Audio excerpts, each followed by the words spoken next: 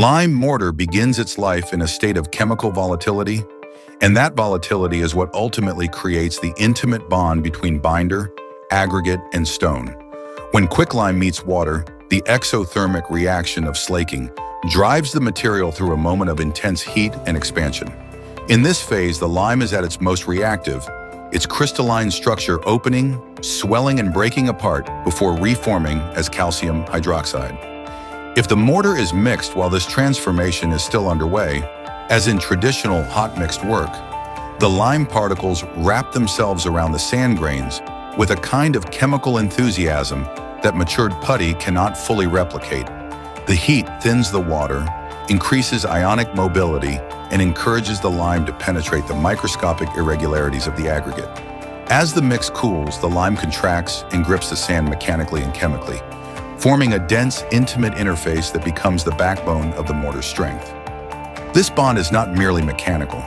Calcium hydroxide in solution begins to migrate into the surface of the sand grains, especially if the aggregate contains siliceous or feldspathic components.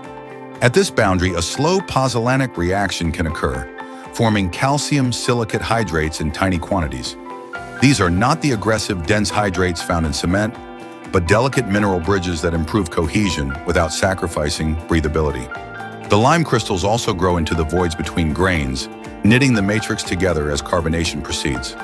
Over time, the mortar becomes a composite of interlocking mineral structures, each grain of sand acting as a scaffold for the lime to crystallize upon. This is why well-graded angular sand produces mortars of such longevity. The lime has something to cling to, something to grow around, something to integrate with. When this mortar is placed between stones, the same chemistry continues outward. The lime migrates into the pores of the masonry, forming a transitional zone where mortar and stone interpenetrate. This zone is the essence of the sheltering system that traditional masonry relies upon. The mortar becomes the sacrificial, breathable buffer that absorbs moisture, salts, and thermal movement before the stone does. Because the lime bonds gently rather than aggressively, it allows the wall to behave as a single moisture-managing mass. Water moves through the mortar preferentially, evaporating outward through the joints rather than being driven into the stone. The bedding mortar is therefore not just an adhesive, it is a regulator, a mediator between the environment and the masonry fabric. Its softness, porosity, and chemical compatibility are what allow the building to endure. Historic builders understood that adhesion could be enhanced when necessary, and they used a range of additives to modify the behavior of the mortar. Casein from milk, blood, egg white, and animal glue can be incorporated to increase stickiness, improve workability, or accelerate set. These organic compounds interacted with the lime during carbonation, forming complex calcium organic salts that subtly improve cohesion without compromising permeability.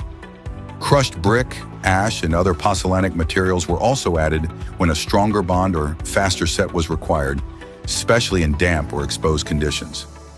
These additions provided reactive silica and alumina, allowing the lime to form hydraulic compounds that improved adhesion to both sand and stone. Temperature was always central to producing quality mortars with quicklime. If the slaking water was too cold, the reaction slowed, the lime remained lumpy, and the resulting mortar lacked cohesion. If the water was too hot or the quicklime too finely burned, the reaction could become violent, producing an overexpanded, weak putty. The ideal slate created a creamy, highly reactive lime that could envelop the aggregate and form a dense, well-bonded matrix. Hot mixed mortars benefited from being used while still warm, as the elevated temperature improved flow, enhanced penetration into the stone, and encouraged early carbonation. Builders learned to judge the heat of the mix by hand, by steam, by sound, and by the behavior of the trowel. These sensory cues were part of the craft, ensuring that the chemical processes were aligned with the needs of the masonry. Modern NHL limes, by contrast, arrive pre-slagged and partially set. Their hydraulic components have already reacted during manufacture, meaning the mortar no longer benefits from the dynamic chemistry of hot mixing. NHL mortars rely more on their inherent hydraulic set than on the intimate bond formed during slaking. They can produce strong, durable mortars, But the bond between lime and sand is less chemically active, more dependent on mechanical interlock, and less able to penetrate the stone. NaHl mortars also carbonate more slowly and often less completely, as their hydraulic faces dominate the early strength gain. This can make them less forgiving, less permeable, and less sacrificial than traditional hot mixed mortars, especially when used in historic masonry, designed around softer, more breathable materials. The difference is not simply one of strength but of behavior.